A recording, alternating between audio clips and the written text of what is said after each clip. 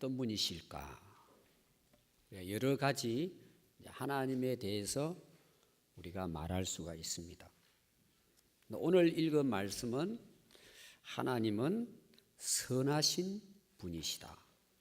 그래서 오늘 읽은 말씀 시편 73편 1절을 보시면 하나님이 참으로 이스라엘 중 마음이 정결한 자에게 선을 행하시나니.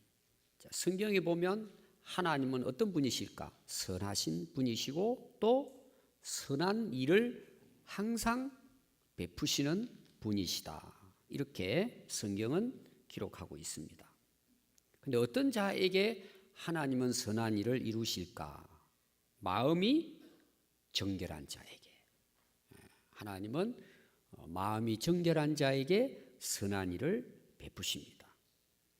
그런데 73편 2절을 여러분들이 보시면 나는 거의 넘어질 뻔하였고 나의 걸음이 미끄러질 뻔하였다. 오늘 이 시는 아삽이라는 사람이 지은 시입니다. 하나님을 잘 섬겼던 인물이고 시편에는 이 아삽이 지은 시가 꽤 많이 이제 나오고 있습니다. 이 아삽이 오늘 이 시편을 쓰면서 자기 자신의 고민을 이 73편에 쓴 것입니다. 하나님은 선한 분이시고 선한 일을 행하시고 특별히 하나님은 마음이 정결한 사람에게 하나님은 선을 베푸시는 분이다. 근데 실제로 아삽에게는 고민이었던 거예요. 갈등이 있고 어려움이 있었습니다. 그게 이제 그 3절부터 나와요. 2절부터 나옵니다. 그런 하나님이 내 인생을 넘어질 뻔 또 미끄러질 뻔하게 인도하시나는 거예요. 왜 하나님은 이렇게 하실까? 그래서 이 아삽의 고민이요. 그게 13절을 보시면 이렇게 고백이 됩니다. 내가 내 마음을 깨끗하게 하며 내 손을 씻어 무죄하다 한 것이 실로 헛되도다. 하나님은 선하신 분이신데 마음이 정결하고 마음을 깨끗하게 하고 내 손으로 하는 모든 일을 죄 없이 살아왔지만 하나님은 나에게 계속해서 위험스러운 고난의 길로 내 삶을 인도하셨다. 그렇다면 내가 하나님 앞에 정결하고 또 내가 하나님 앞에 바르게 사는 삶이 뭐겠냐? 이건 헛된 것 아니냐? 이런 자기의 고민, 자기의 그 갈등을 이 시에다가 기록을 하고 있습니다. 하나님은 과연 그러실까? 아삽이 이걸 기록한 것은 하나님은 선하지 않으시다, 헛되다, 이것을 우리에게 알려주기 위해서 이 시를 썼을까? 아니죠. 오히려 이제 반대되는 거죠. 하나님은 선하시고 항상 선을 베푸시는 분이시다. 아멘. 그래서 우리가 잘 아는 로마서 8장 28절 말씀해 보시면 우리가 알거니와 하나님을 사랑하는 자 곧 그의 뜻대로 부르심을 입은 자들에게는 모든 것이 합력하여 선을 이루느니라. 하나님은 선한 분이시기 때문에 지금의 삶이 좀 힘이 들고 좀 실족되고 실망한다 할지라도 하나님은 그를 사랑하는 자, 그 뜻대로 부름을 받은 사람에게 그 모든 것들을 합력해서 반드시 하나님은 선을 이루시는 분이시다. 아멘. 이게 우리의 믿음입니다. 근데 오늘 우리가 살아가다 보면 어때요? 내가 꼭 이렇게 살아야 될까? 이게 오늘 우리 그리스도인들에게 주어진 고통이고 고난이고 또 고민입니다. 근데 오늘 아삽은 오늘 읽은 23절 말씀부터 이렇게 이제 확신을 가지고 고백합니다. 하나님은 선한 분이시기 때문에 자기는 뭐예요? 좀 실망이 되고 고난이 있고 힘은 들지만 나는 항상 주님과 함께 할 것이다. 그래서 오늘 23절에 나오죠. 내가 항상 주와 함께 하니. 자, 앞에 여러분들이 2절부터 22절까지 나오는 것은 그런 고난 가운데에서 고민하고 있는 아삽에 대한 이야기예요. 조금 전에도 이야기했지만, 야, 이거 헛되지 않냐? 내가 꼭 이렇게 산다고 이게 내게 뭔가 유익이 되겠냐? 고민을 했습니다. 그러나 결론은 뭐예요? 내가 항상 주와 함께 하니 주께서 내 오른손을 붙드셨다. 하나님께서 붙들어 주셨다는 것입니다. 그러니까 오늘 이 아삽이 우리에게 말씀하려고 하는 내용이 뭐냐? 주님과 함께 하라는 것입니다. 항상. 그래서 아삽은 실제로 그런 갈등과 고민을 가지고 있었지만 나는 하나님과 항상 함께 하겠다. 그런데 결론이 뭐예요? 하나님이 내 오른손을 붙들어 주셨다. 또 거기 24절에 보면 내 주의 교훈으로 나를 인도하시고 후에는 영광으로 나를 영접하시리니. 결론은 하나님께서 그의 오른손을 붙들어 세워주시고 후에는 영광으로 나를 인도해 주실 것이다. 그래서 하늘에서는 주 외에 누가 있으리요? 땅에서는 주밖에 내가 사모할 사람이 없다. 내 육체와 마음은 쇠약하나 하나님은 내 마음의 반석이요 영원한 분기시니라. 자기 있던 그 확고한 믿음에 대해서 이렇게 고백을 하고 있습니다. 우리가 다니엘서 3장 13절 이후에 보면 다니엘의 세 친구가 나옵니다. 사드락, 메삭, 아벳느고가 나옵니다. 그 당시 이제 이 바벨론의 왕이 누구냐? 느부갓네살 왕입니다. 왕이 이제 자기를 신격화시켜서 절을 하게 만듭니다. 그런데 결국은 느부갓네살 왕에게 이 세 친구는 절을 하지 않습니다. 그런데 이 느부갓네살 왕이 이 다니엘과 그 세 친구를 신임했습니다. 아주 훌륭한 젊은이들도 인정을 했습니다. 그런데 이들이 그를 향해서 절을 하지 않으니까 풀무불에 다 이제 집어넣게 만듭니다. 불 속에 집어넣는 거죠. 그런데 이들이 이제 왕 앞에 섭니다. 왕이 물어봐요. 마지막, 야, 너희들이 나에게 이렇게 할 수 있냐? 지금이라도 내가 세운 신상에게 절하면 내가 너희들을 살려주겠다. 그때 이제 이 세 친구가 왕에게 이렇게 말합니다. 왕이요, 그 신상 앞에 절하는 것에 대해서는 더 이상 제가 대답할 말이 없습니다. 그러면서 다니엘서 3장 17절에 보면 왕이요, 우리가 섬기는 하나님이 계시다면 우리를 맹렬히 타는 풀무불 가운데에서 능히 건져내시겠고 왕의 손에서도 건져내시리이다. 그렇게 하지 아니하실지라도 왕이여, 우리가 왕의 신들을 섬기지도 아니하고 왕이 세운 금 신상에 절하지도 아니할 줄을 아옵소서. 자, 이들은 남의 나라의 포로에 끌려갔는데도 불구하고 신앙을 지켰습니다. 그리고 그 왕뿐만 아니라 신하들이 인정할 만큼 정직하게 살았습니다. 바르게 살았단 말입니다. 하나님 앞에서 정결하게 살았습니다. 그런데 찾아온 결론은 뭐예요? 지금 풀무불에 들어가야 될 판이 된 겁니다. 불에 타서 죽어야 될 상황에 놓인 것입니다. 아니, 하나님이 선하신 분인데 우리가 신앙을 지키기 위해서 지금까지 하나님 앞에서 정말 정결하고 바르게 살아왔는데 풀무불에 들어가야 될 지금 죽음의 위기에 놓여 있습니다. 그런데도 그들의 고백이 뭐예요? 하나님이 건져주시겠지만 건져주시지 않아도 뭐예요? 우리는 우상에게 절하지 않습니다. 그러니까 목숨을 건 거죠.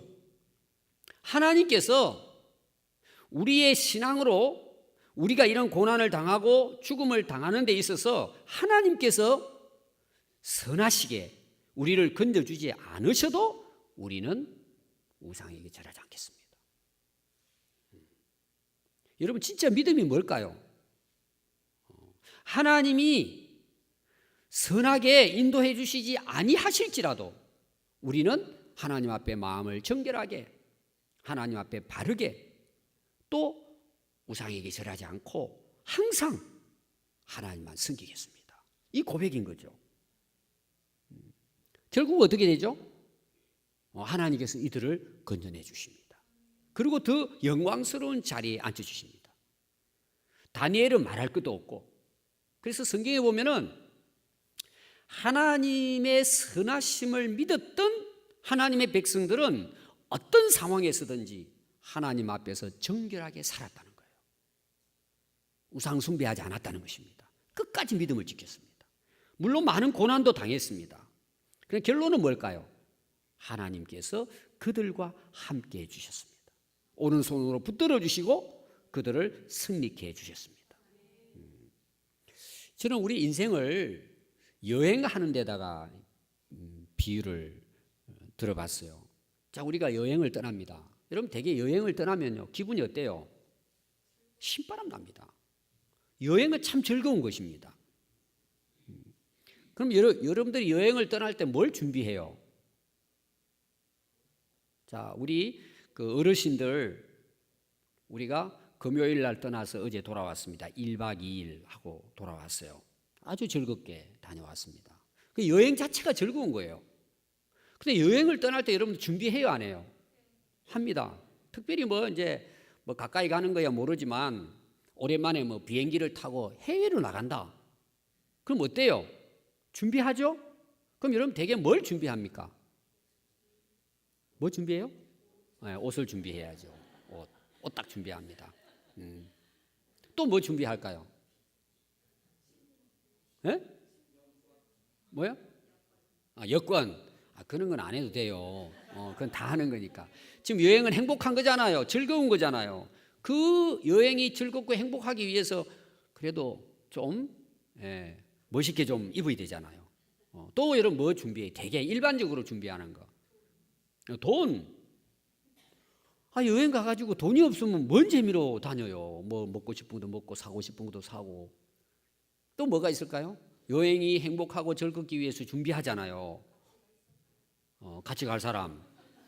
그 지금 마지막 지금 제 정답을 지금 이야기해서 그 나중에 빼놓고 또 뭐 많은 거 준비하죠, 여러분. 여행한테 많이 준비합니다. 또 우리나라 사람 먹을 거 다 준비합니다. 여러분 진짜 여행의 즐거움이 어딘 줄 아세요? 누구와 함께 하느냐는 거예요. 물론 혼자 고독을 씹으면서 여행할 수도 있어요. 여행은 누구와 함께 하느냐가 즐거운 거예요. 진짜 여행의 즐거움은 함께 하는 사람입니다. 함께 하는 사람. 저는 우리 인생도 똑같습니다. 우리 인생을 살아가는데 내가 어떻게 하면 행복할까? 그럼 어떻게 우리가 행복할 수 있습니까? 우리는 좋은 집, 좋은 옷, 여러 가지 많은 것들을 소유해야 행복하다고 생각합니다. 물론 그것이 행복이 될 수 있습니다. 그런데 보세요. 좋은 사람하고 이제 결혼을 합니다. 그 행복을 위해서 결혼하죠. 근데 그 행복을 또 받쳐주는 게 있겠죠. 좋은 집에다가 여러 가지 있을 것입니다. 진짜 그림 같은 집을 짓고 호수가 있고 아주 멋있는 집에서 살 수 있습니다. 그리고 넉넉하게 풍요롭게 살 수 있습니다. 그런데 함께 사는 부부가 서로 마음이 돌아서 버리면 그거 다 소용없습니다. 다 깨져버립니다. 전부 다 사라집니다. 우리가 인생을 살아가는 데 있어서 우리 인생을 여행으로 본다면 내가 누구와 함께 사느냐가 그 인생 여행의 행복이냐 불행이냐를 결정합니다. 제가 결혼하고 나서 한 1년 정도 됐을 거예요. 어느 날 창문을 딱 보고 있는데 제 느낌이 무슨 느낌이었냐 하면은 여러분 비행기를 타고 가다 보면은 창문을 이렇게 보잖아요. 그럼 이제 비행기가 날아가면서 구름이 이제 떠 있고 너무 멋있잖아요. 집이 움직이는 느낌을 제가 들은 거예요. 그때 당시. 아, 인생은 이렇게 여행하는 것이구나. 그게 밖을 이제 내다보면서 그래서 비행기를 타고 가는 느낌을 이제 제가 가진 거예요. 그 집안의 창문을 밖을 내다보면서. 그럼 우리 인생이 진짜 여행하는 건데 지금 나는 누구와 함께 하느냐? 우리 마누라하고 함께 하잖아요. 그때 뭐 좀 많은 집에 전도사 시절에 그 3층인가 그랬을 거예요. 단칸방에. 그래도 행복할 수 있는 이유가 뭐죠? 나와 함께 하는 사람이 있기 때문에 행복한 거예요. 그것도 내가 사랑하는 사람이 있기 때문에 행복한 거예요. 여러분 진짜 인생의 행복은 우리 인생의 여행의 행복은 내가 어떤 사람과 함께 살아가느냐가 행복을 결정합니다. 그건 여러분들이 너무 많이 느낄 거예요. 이거는 모든 우리 삶의 행복에서 마찬가지입니다. 내 이웃이 누구냐? 우리 교회에 어떤 성도들과 함께 신앙생활을 하느냐? 여러분 직장생활도 마찬가지예요. 어떤 직원, 어떤 동료와 함께 내가 일하고 있는가? 일은 좀 힘들지만 어때요? 함께하는 사람이 좋은 사람이면 여러분 행복할 수 있습니다. 그런데 이런 누구와 함께하느냐의 행복도 한계가 있습니다. 자, 부모와 함께한다. 얼마나 우리가 행복합니까? 또 사랑하는 연인과 함께한다. 얼마나 행복합니까? 근데 우리 행복을 보장해 줄 수 있느냐? 보장해 줄 수 없습니다. 한때입니다. 한계가 있어요. 다 떠납니다. 결국은. 같이 지내다가도 마음이 틀어지면 헤어질 수도 있습니다. 그렇게 행복했던 친구도 떠납니다. 다. 우리 인생의 영원한 행복은 하나님과 함께할 때라는 것입니다. 항상 하나님과 함께하는 사람은 이 세상 태어나서 하늘나라 갈 때까지 행복할 수 있습니다. 오늘 우리에게 주시는 저는 말씀은 이거라고 봐요. 항상 주님과 함께하는 사람이 가장 인생을 행복하게 살아가는 사람이라는 것입니다. 자, 여행의 두 번째 행복에 중요한 게 있습니다. 뭘까요? 아까 이야기한 거 다 빼고 어디를 가고 있느냐는 거예요. 내가 지금 여행을 하는데 목적지가 어디냐는 거예요. 물론 뭐 원파도 좋죠. 저는 월명산 좋아합니다. 누가 와도 손님들 그냥 아침에 스케줄은 월명산입니다. 저는 뭐 일주일에 한 번 이상은 가요. 운동도 하면서 가고. 너무 진짜 좋은 지금 우리가 도시에 살고 있는 거예요. 제가 군산에 살기 때문에 물론 그렇겠지만 여러분 정말 월명산이 좋은 산입니다. 그래서 이번에도 미국에 손님이 오셨어요. 그래서 아침 코스는 무조건 월명산이야. 모시고 갔더니요, 막 최고라는 거예요, 정말. 그리고 또 벚꽃이 피었잖아요. 야, 정말. 그래서 이제 이번에는 여기지만 갈 데가 천지라고 군산은. 다음에 또 오시면 그 다음에 코스 다 있다고. 월명산 좋죠. 근데 우리가 자주 가는 곳이잖아요.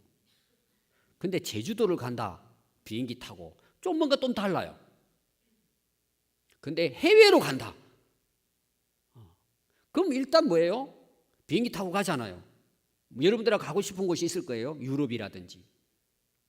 그러면 여행을 떠나기 전에 어때요? 그 생각하잖아요. 그러니까 월명산 가는 거하고 유럽 가는 거하고는 좀 우리 느낌이 어때요? 완전히 다른 거예요. 돈도 많이 내지만 꿈을 꾸는 거예요. 그래서 여행의 행복은 크게 두 가지로 볼 수 있어요. 누구와 함께 하느냐. 두 번째는 목적지가 어디냐. 유럽 갔다 오신 분 여기 계실 거예요. 유럽을 100번 갔다 와 보십시오. 한계가 있어요, 없어요? 몇 번 다니다 보면요, 질려버립니다.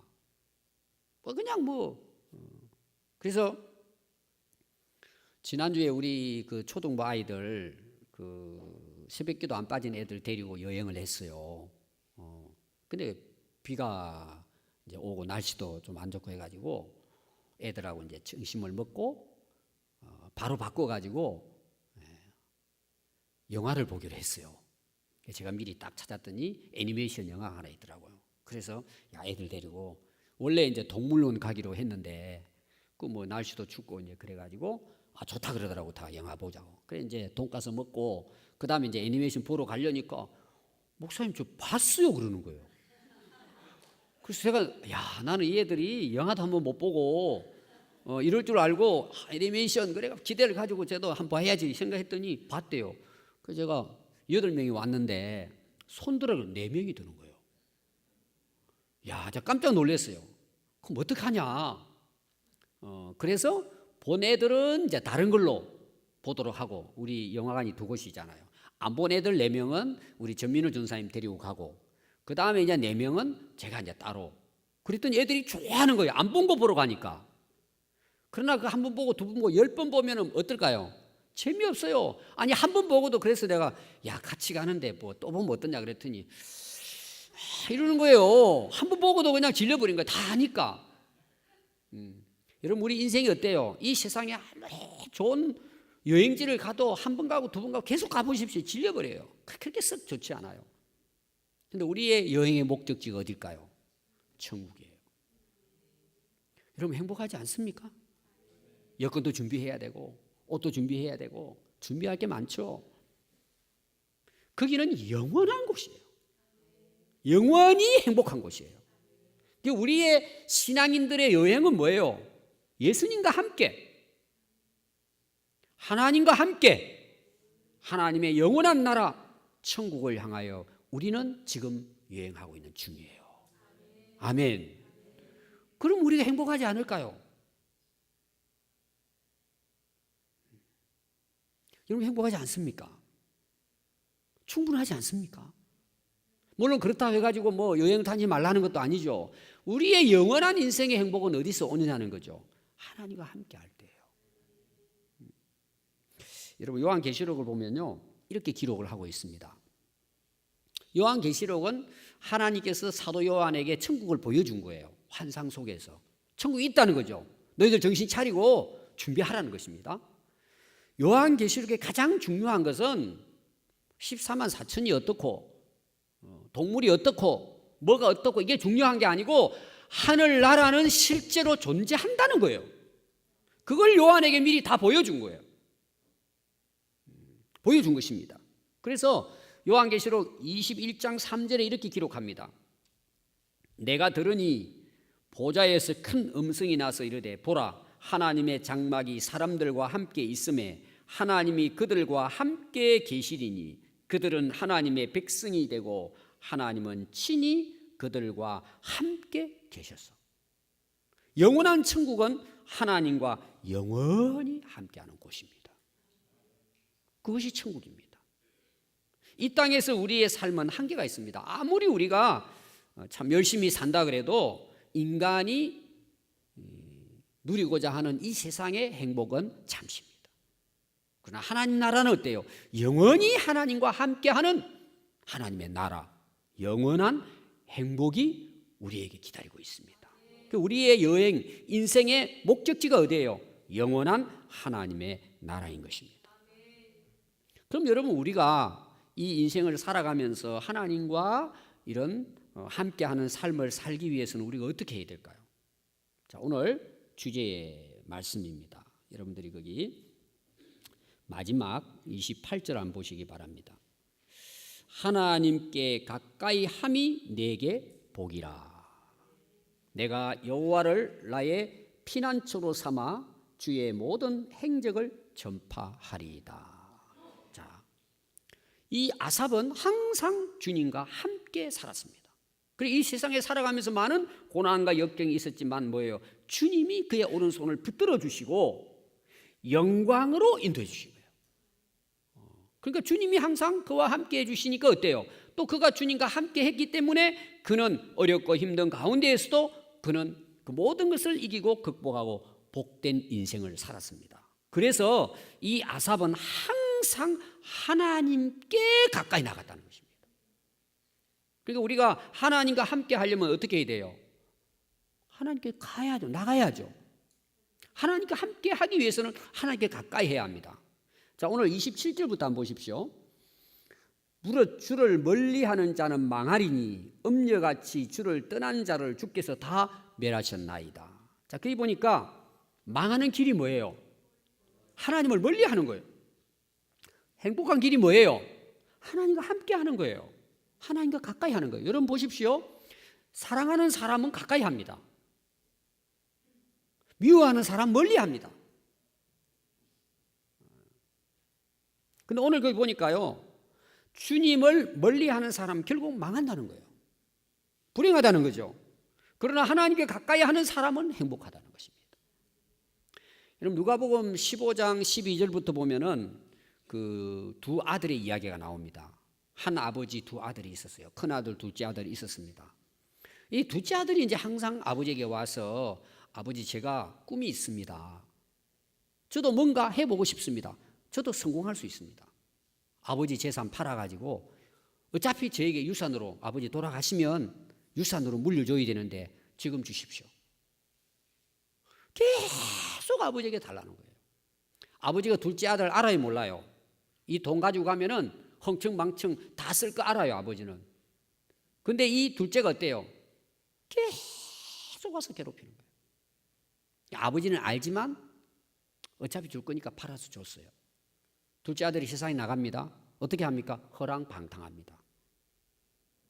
다 헛된 곳에 낭비해버립니다. 그러니까 여러분들이 꼭 자녀들 교육을 시킬 때 여러분 고생시켜야 합니다. 이번에도 우리 그 어르신들 모시고 가면서 이제 그런 이야기 한 거예요. 식사하면서 어떤 권사님은 많이 혼냈답니다. 아이들을 많이 혼냈답니다. 근데 그 자식들이 지금 효도한답니다. 다 그러시는 거예요. 또 그중에 어떤 분들은 하나밖에 없어 이렇게 키운 거예요. 오늘 그 음녀가 나오죠. 그 변질자를 이야기하는 거예요. 배신자, 배은망덕 한 자를 이야기합니다. 부모 버리는 거예요. 그렇게 자식만 해가지고 오늘 우리 부모님도 정신 차려야 합니다. 정말 여러분들이 인생을 행복하게 살고 자식들 행복하게 살게 하려면 어릴 때부터 신앙교육 철저하게 시켜야 합니다. 그리고 고생시켜야 합니다. 자기 고생이라는 게 나쁘게 보면 안 돼요. 자기 스스로 하도록 훈련시켜야 된다는 거예요. 근데 부모가 어때요? 다 해줘 버리는 거예요. 다 해줘. 그게 사랑이 아니고 그건 멍청한 겁니다. 자, 여러분 아삽 고생을 하나님이 선하신데 고생하게 만들었습니다. 여러분 잘 한번 보십시오. 하나님 떠나면 고생하고 망한다. 내 떠나면 망한다는 거예요. 근데 하나님 가까이 하면 어때요? 하나님이 함께 하시니까 내 인생 행복해진다는 거예요. 자, 둘째 아들 그냥 하니까 아버지가 고생 좀 해봐라. 그리고 나가보라는 거예요. 전부 다 허랑방탕하고 나중에 뭐예요? 궁핍 파서 먹을 것이 죽게 생긴 거예요. 그때 스스로 돌이켜 아버지께로 돌아옵니다. 그러니까 아버지가 어떻게 해요? 멀리서 보고 측은히 여겨 가서 목을 안고 입을 맞추면서 종들에게 제일 좋은 옷을 내다주고 이미 옷 준비해 놓고 있는 거예요. 가락지를 끼우고 신발을 신기고 이거는 아들의 신부를 회복해 준다는 것입니다.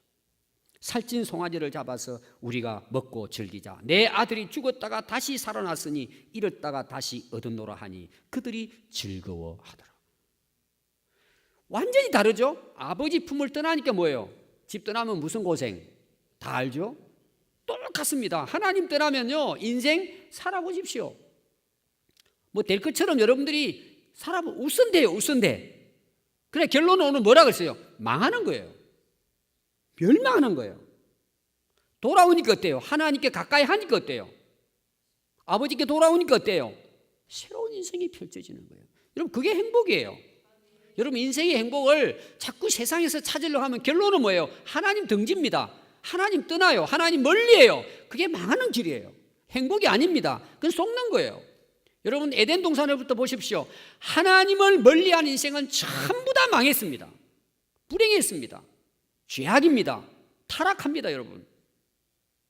여러분 진짜 무수해야 될 게 뭐냐? 하나님을 멀리하는 걸 무수해야 합니다. 왜? 망하기 때문입니다. 그러나 하나님을 가까이 하면 하나님이 함께 하시니까 뭐예요? 행복하다는 거예요. 이게 여러분 영적 원리예요. 그래서 요한복음 15장 잘 알죠? 포도나무 비유입니다. 예수님이 그 비유를 통해서 오늘 우리에게 하시는 말씀이 뭘까요? 내 안에 거하라. 나도 너희 안에 거하리라. 가지가 포도나무에 붙어 있지 아니하면 스스로 열매를 맺을 수 없음 같이 너희도 내 안에 있지 아니하면 그러하리라. 열매 없습니다, 여러분. 하나님 떠나고 예수님 떠나면 말라 비틀어져 죽습니다. 나는 포도나무요 너희는 가지라. 그가 내 안에 내가 그 안에 거하면 사람이 열매를 많이 맺나니 나를 떠나서는 너희가 아무것도 할 수 없습니다. 우선 되는 것 같죠. 나중에 보니까 열매가 없는 거예요. 아무것도 없는 거예요. 사람이 내 안에 거하지 아니하면 가지처럼 밖에 버려져 마르나니 사람들이 그것을 모아다가 불에 던져 사르느니라. 여러분, 하나님과 함께하기 위해서는 반드시 하나님을 가까이 해야 합니다. 항상 우리가 하나님을 생각하고 하나님을 사랑하고 하나님을 가까이 해야 합니다. 그게 행복의 조건입니다. 여러분, 세상에 행복에 대한 책들이 많이 나옵니다. 옛날에 유명한 행복론이라는 게 있습니다. 여러분, 굉장히 내용이 아주 좋습니다. 하나 딱 빠진 게 있는 거예요. 다 좋아요. 여러분들이 행복에 대해서 보면은 다 그 원리들이요, 우리 실제로 삶에 굉장히 유익합니다. 여러분, 그 행복론에 대한 책들 읽어보면요, 굉장히 도움이 됩니다. 그게 헛되지 않습니다. 실제로 우리 행복에 큰 도움을 줍니다. 결정적인 것은 뭐예요? 하나님 떠나면 끝이에요. 한순간은 행복할 수 있어요. 원리가 다 나옵니다. 세상에 이렇게 하면 된다, 저렇게 하면 된다, 이렇게 하면 된다, 다 잘 나옵니다. 근데 하나님을 멀리하면 그것도 한순간입니다. 다 무너집니다. 그래서 오늘 여러분들이 아주 단순하게 생각하시면 됩니다. 하나님 멀리하면 뭐예요? 망합니다. 하나님 가까이 하면 하나님이 함께 하심으로 행복해집니다. 이게 원리입니다, 여러분. 그럼 어떻게 우리가 하나님을 가까이 해야 되느냐는 거죠. 어떻게 하는 것이 하나님과 가까이 하는 것이냐? 몇 가지 제가 말씀을 드리려고 합니다. 첫 번째는 뭐냐 하면요, 예배입니다, 여러분. 예배는 하나님께 나아가는 것입니다. 오늘 여러분들이 예배 드리러 오셨습니다. 하나님께 나온 거죠. 여러분, 예배 잘 드리십시오. 여러분, 예배 잘 드리면 반드시 하나님이 함께 하시고 여러분이 행복해질 수 있습니다. 어떤 면에서는 예배 드리는 것을 목숨처럼 여기십시오. 그러니까 우리가 인생 여행을 하는데 하나님과 함께하는 삶이 뭐냐? 예배 드리는 거예요. 예배 드린다는 뭐냐? 하나님과 함께하는 거예요. 하나님을 가까이 하는 것입니다. 그래서 여러분들이 예배 시간을 기다리고 예배를 사모하는 마음으로 참여하면요, 하나님이 함께 하시고 은혜를 베풀어 주십니다. 그거는 정말 중요합니다. 그런데 예배 시간에 멀리 갔더니 어디 가요? 제주도 가고 유럽 가고, 예배 시간에 친구 따라가고 결혼식 가고, 지금 이제 봄이라서 놀러 많이 다니죠. 여러분들이 얼마나 노는 거 좋아해요. 그러나 주일은 안 돼요. 이건 원칙을 세워야 돼요. 여러분들이 놀러 가는 거 좋아요. 또 혹시 그럴 수 있어요. 외지를 멀리 나갈 수 있어요. 그럼 주일날 예배 드리러 가면 돼요. 여러분, 하나님 멀리하면 여러분 절대 인생 행복할 수 없습니다. 그것은 저는 목사이기 때문에 많은 성도들을 경험했습니다. 행복한 사람, 하나님 가까이 하는 첫 번째가 예배 잘 드리는 사람입니다. 물론 자리에 나오는 것도 중요하지만 진짜 여러분들이 하나님을 사랑하는 마음으로 여러분들이 예배를 드리고 하나님을 가까이 하면 여러분, 하나님이 함께 하십니다. 그게 하나님을 가까이 하는 방식이에요. 두 번째가 뭐냐? 기도입니다. 여러분, 친구들 만납니다. 사랑하는 연인이 만나요. 그럼 밥 먹습니다. 그리고 헤어집니까? 아니, 밥 먹기 위해서 만납니까? 얼굴 보기 위해서 만납니까? 여러분, 사랑하는 사람 만나면 밥 먹고 영화 보고 놀러 가고, 그것이 행복입니까? 진짜 행복은 어디 있어요? 이거 아닙니까? 그냥 여러분, 그게 얼마나 시간 가는 줄도 모르죠. 시간 가는 줄을 모르죠. 그게 행복이에요. 나누는 거예요. 대화예요. 그래서 여러분, 부부의 최고의 행복이 뭐예요? 대화예요. 친구와의 최고의 행복이 뭐예요? 대화에 있는 거예요. 그게 함께 한다는 거예요. 그냥 몸만 함께 한다? 그럼 행복합니까? 그럼 결혼하고 나서 그냥 한 집에 사니까 행복합니까? 아니잖아요. 대화가 통해야 되잖아요. 나라도 대화가 안 통하니까 뭐예요? 맨날 국회 싸우는 거예요. 나라 엉망되는 거예요. 여러분 진짜 행복은요 대화가 통해야 합니다. 마음 놓고 마음을 열고 서로가 나누는 거예요. 하나님을 가까이 하는 것은 기도예요. 기도 없이 하나님을 가까이 할 수가 없어요. 하나님과 대화예요. 그냥 밥 먹을 때 기도하는 거 기도한다고 생각해요. 천만에. 진짜 기도는 하나님과 대화하는 거예요. 여러분 기도하는 시간을 늘려야 돼요. 아니 사랑한다 그러고 한마디 감사합니다 아멘. 그게 사랑이고 행복입니까 여러분? 끝이 없는 거죠. 물론 교회당 와서 기도하는 것도 중요하지만 그냥 여러분 길을 가면서도 뭐 일하면서도 주님과 대화하는 거죠. 그게 주님과 함께 살아가는 인생 여행이에요. 그게 행복한 거예요. 주님과 가까이 하는 거예요. 늘 대화, 기도하는 거죠. 세 번째는 뭐냐면 말씀 읽고 묵상이에요. 여러분 군대에 가면은요 희망이 편지입니다. 여기도 아마 많이 경험했을 거예요. 사랑하는 연인에게 편지가 와요. 그럼 일주일 동안 막 얻어맞고 막 옛날에 막 고생하고 그런데요. 편지 받으면요 얼굴이 그냥 완전히 그냥 살아가지고 뭐 기압도 이겨내고 그게 희망이에요. 그 제가 있을 때도 네모반에서 편지 오면은 그 공개합니다 다. 이제 자기 못 받았으니까 다른 사람도 같이 이제 그 네모반장이 좀 그런 사람이 있으면 다 읽힙니다. 다 해가지고. 근데 어떤 친구는요 3일에 한 번씩 와요. 이제 그 이등병으로 들어왔는데 몇 장씩 그 10장씩 쓰는 거예요. 3일에 한 번씩 오는데 제가 알기로는 1년 동안을 그렇게 오는 거예요. 그런 편지를 처음. 근데 내용이요 새로운 거예요 다. 자기의 3일에 대한 삶을 참 더 재미있게 진짜 그 아가씨 글을 잘 쓰시더라고. 그 애가 한 10몇 장을 읽는 거예요. 또 네모반에서요 그게 얼마나 재미있는지 또 그거 남의 거 읽는데 여러분 사랑하면 어때요? 보고 또 보는 거예요. 옛날 여러분 기억해 보십시오. 여러분 진짜 우리가 하나님을 가까이 하고 사랑하면요 성경 읽게 됩니다. 궁금하잖아요. 하나님 어떤 말씀을 하실까? 읽으면 읽을수록 은혜가 되고 그 말씀을 통해서 우리가 뭐예요? 하나님께 가까이 나가는 거예요. 오늘도 이런 말씀을 보시면은요 그 말씀이 나옵니다. 주님의 교훈을 통해서 우리가 주님께 가까이 하는 것에 대해서 오늘 그 말씀에 여러분들이 살펴보면 찾아볼 수가 있습니다. 그래서 우리가 이 세상 살아가면서 주님과 함께하는 방식이 뭐냐? 하나님의 말씀을 읽고 묵상하면서 주님과 함께하는 것입니다. 네 번째가 뭐냐? 하나님의 뜻을 이루는 삶입니다. 하나님이 기뻐하는 삶을 내가 하는 거예요. 여러분 사랑하는 사람이 원하는 걸 해주잖아요. 행복하잖아요. 서로. 하나님이 기뻐하시는 일이 뭔가? 그걸 내가 함께 할 때 뭐예요? 주님 함께 하시는 거예요. 주님을 가까이 하는 삶이에요. 마지막이 뭐냐 그러면은요. 하나님과 함께 하는 사람과 함께 하는 거예요. 자, 우리가 이거 어렵습니다. 예배, 기도 이게요. 잘 안 됩니다. 근데 예배 잘 드리는 사람을 가까이 해요. 기도 열심히 하는 사람 가까이 해요. 하나님 말씀으로 은혜 받은 사람 가까이 해요. 하나님의 뜻을 이루고 하나님께 헌신하고 봉사하고 그거로 살아가는 사람을 내가 가까이 해요. 그럼 뭐예요? 내가 영향을 받는 거예요. 나도 예배 잘 드려야 되겠다. 나도 기도해야 되겠다.